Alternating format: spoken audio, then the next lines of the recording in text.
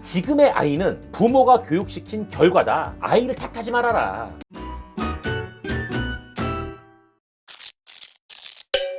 안녕하세요, 다정한입니다. 오늘 이야기할 책은 칼 비테의 자녀교육법, 2008년 5월에 출간됐고요. 지은이는 칼 비테, 독일의 목사님이었대요. 그리고 미숙아를 유명한 천재로 키운 아주 유명한 아버지예요. 듣기 싫을 수도 있지만 한번 얘기해 볼게요. 이 지은이의 아들은 9살 무렵에 6개 국어를 했고요. 그 무렵에 괴팅텐 대학에 입학을 했고 13세에 철학 박사 학위를, 그리고 16세에 법학 박사 학위를 취득했고 읽기 싫네요 진짜. 네, 베를린 대학 교수로 임명까지 됐습니다. 정말 특이한 이력이죠. 말 그대로 넘사벽이 그 자체예요. 너무 잘해서 좀 재수없긴 하네요.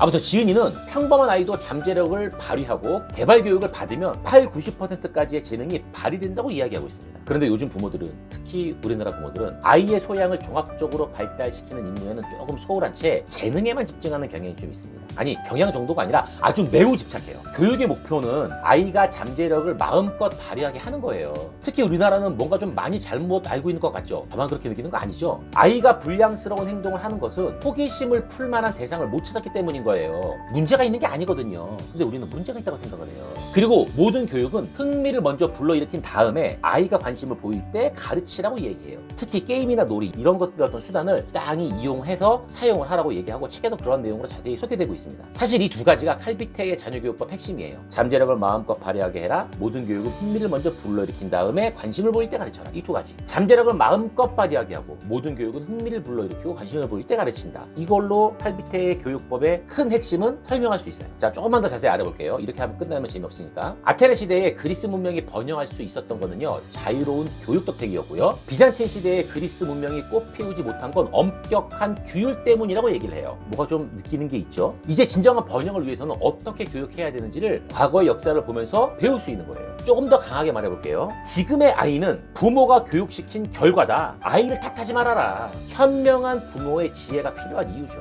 왜냐하면 좋은 습관을 들이는 데는 노력과 자제력이 필요하지만 나쁜 습관을 들이는 것은 힘들지 않다는 게 그 이유거든요. 저를 포함해서 부모님들은 우선 다 되돌아봐야 돼요. 내가 어떻게 아이의 습관을 들였는지를. 말로만 잘하라고 해서 될 게 아니거든요. 그리고 똑똑해지거든 거기에 더해서 겸손과 예의를 반드시 가르치고 몸에 배도록 해야 된다고 지은이가 강조하고 있습니다. 맞아요. 아이가 공부를 좀 잘하거나 뭔가 자랑스러우면 좀 건방을 떨기도 하거든요. 그럼 또 그냥 내버려 둬요, 잘했다고. 이러면 안 된다는 겁니다. 오히려 겸손과 예의를 더 가르치고 몸에 배도록 해야 한다고 경고하고 있어요. 공감되지 않나요? 저는 이 부분에서 너무 공감했습니다. 그리고 전해져 내려오는 썰에 의하면, 다른 내용인데, 이 칼 비테의 자녀교육법이라는 책이 1800년에 아이를 키우면서 작성한 내용이에요. 벌써 지금 200년이 훨씬 넘었죠. 출판이 그 당시에 되기는 했지만 많은 사람들에게 알려지지 않았고 찾아보기도 어려워서 거의 잊혀졌다고 해요. 사실 카더라 통신에 의하면 부자들이 숨겼다는 이야기도 있어요. 사람들이 다 똑똑해지면 안 되니까. 그러다가 세월이 흘러